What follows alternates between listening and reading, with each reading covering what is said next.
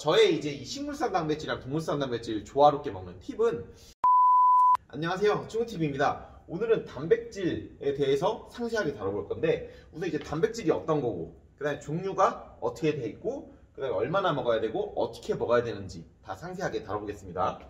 우선 단백질 같은 경우에는 면역, 화학 반응, 촉매 이런 거 엄청 다양한 중요한 역할을 많이 해요. 근데 저희의 주된 목적은 다이어트 하면서 근손실이 안 나게 하거나 아니면 근육을 더 많이 만들려고 단백질을 섭취를 하죠.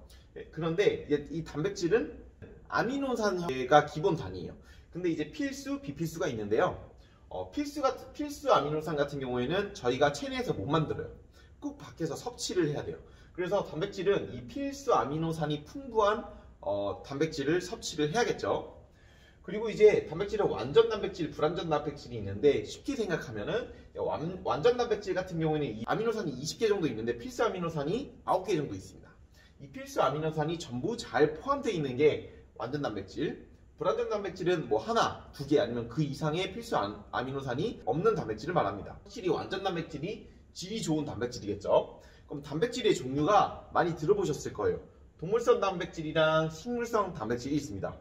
동물성 단백질 같은 경우에는 뭐 육류, 뭐 소고기, 돼지고기 이런 것들이겠죠. 그다음에 가금류, 닭, 오리, 뭐 칠면조 이런 것들, 그다음에 계란, 우유, 생선 이런 것들이고요. 식물성 단백질은 콩, 곡류, 견과류 이런 거 있습니다. 이제 여기서 보면은 이 동물성 단백질이나 식물성 단백질 어떤 거를 먹어야 될까요?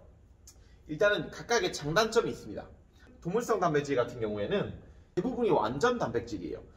필수 아미노산을 엄청나게 잘 보유하고 있는 완전 단백질의 경우가 많고요. 그 다음에 체내 흡수율이 높아요. 먹었는데 이제 뭐 소화되거나 그런 과정에서 빠져나가지 않고 흡수가 많이 됩니다. 그리고 무엇보다 맛이 좋죠. 뭐 소고기, 뭐 돼지고기 이런 거 맛이 좋잖아요.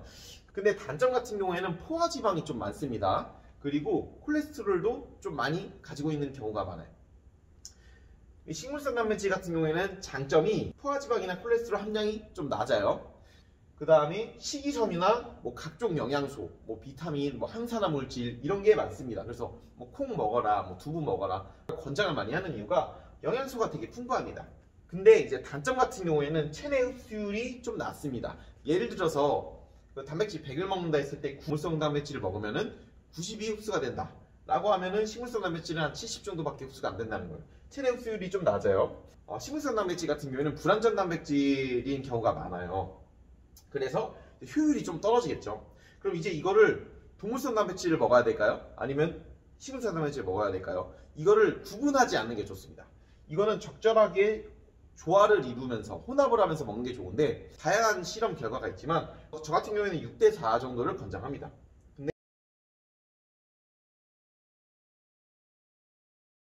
조화롭게 먹다 보면은 서로의 장점과 단점이 있죠. 이거를 서로 보완하면서 본인이 똑똑하게 먹으면 돼요.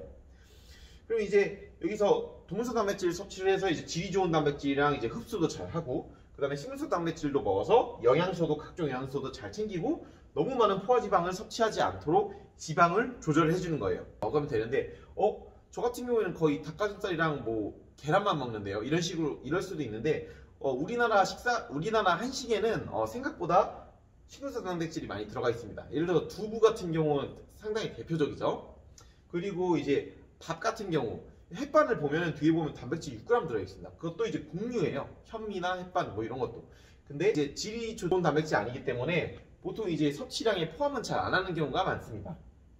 그럼 이제 여기서 보면은 섭취량 같은 경우를 알려드릴게요. 쉽게 설명을 해서 일반 성인 같은 경우에는 체중 1kg당 보통 0.9 정도를 권장을 합니다. 그럼 예를 들어서 그냥 70kg면은 뭐 70kg 조금 안 되게 먹으면 된다는 의미예요. 그리고 다이어트, 근력 증가가 목적이다 라고 하면은 보통 체중 곱하기 1.5에서 고강도로 운동하시면서 근력 증가가 목표다 라고 하면은 많게는 2g까지 먹습니다.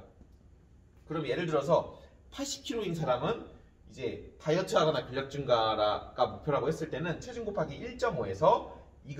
그럼 이제 120에서 160g의 단백질을 섭취를 해야 되겠죠. 근데 이제 맨 처음으로 이제 단백질을 잘 섭취 안 했던 분들 같은 경우에는 일단은 체중 곱하기 0.9에서 1 정도를 먼저 연습을 하는 게 좋다고 생각을 합니다. 그럼 어떻게 섭취를 해야 될까요?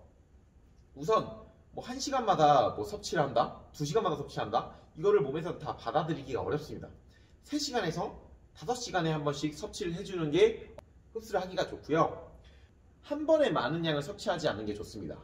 뭐 한 끼나 두 끼 몰아서 섭취한다고 했을 때 예를 들어서 보통 120에서 160g의 단백질을 뭐 한 끼에 먹으려고 하면 한 끼에 닭가슴살 5개에서 뭐 7개를 먹어야 되는데 되게 어렵기도 하지만 몸에서 흡수도 못합니다. 자, 예를 들어서 이 물통이 있다고 했을 때 이만큼을 채우면은 이제 마시면 되죠. 근데 이만큼을 채우고 나서 또 이제 훨씬 많은 물을 여기다 부으면 어떻게 될까요? 넘치죠. 마찬가지예요. 몸도 단백질이 넣었을 때 흡수할 수 있는 정도가 한계가 있기 때문에 여러 번 나눠서 먹는 게 좋습니다. 저 같은 경우에는 꼭 4끼 이상을 나눠서 먹는데 보통 이제 맨 처음에 시작하시는 분들 같은 경우에는 뭐 3번에 나눠서 먹던가 아니면 뭐 4번, 많게는 이제 5번, 3번에서 5번에 나눠서 먹는 거를 추천을 드려요.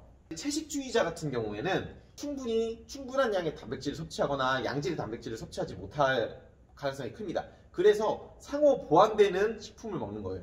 불완전 단백질을 많이 섭취를 하는데 이 불완전 단백질 중에서도 이제 이 필수 아미노산이 요거는 이제 요게 없고 요거는 요게 없고 다양한 종류가 있습니다. 그거를 조합을 잘 맞춰서 엄청 똑똑하게 먹어야지 단백질을 잘 섭취할 수 있기 때문에 채식주의자는 그런 식으로 조화를 잘 이루어서 다양하게 똑똑하게 먹어야 됩니다.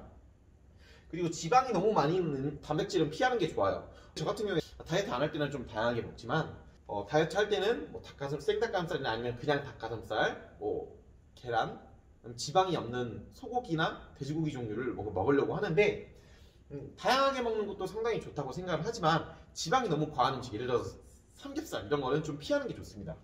보시면은 삼겹살 같은 경우에는 약 단백질은 17g 정도 들어있는데 지방이 거의 28g 정도 들어있습니다. 지방이 단백질보다 훨씬 많죠. 근데 닭가슴살 같은 경우에는 단백질이 23g 들어있는데 지방이 1.2g 정도밖에 없습니다. 뭐 제품 닭가슴살 같은 경우에는 첨가물이 있어도 조금 더 있을 수는 있지만 지방이 거의 이제 삼겹살에 비해서 10배, 20배 적습니다.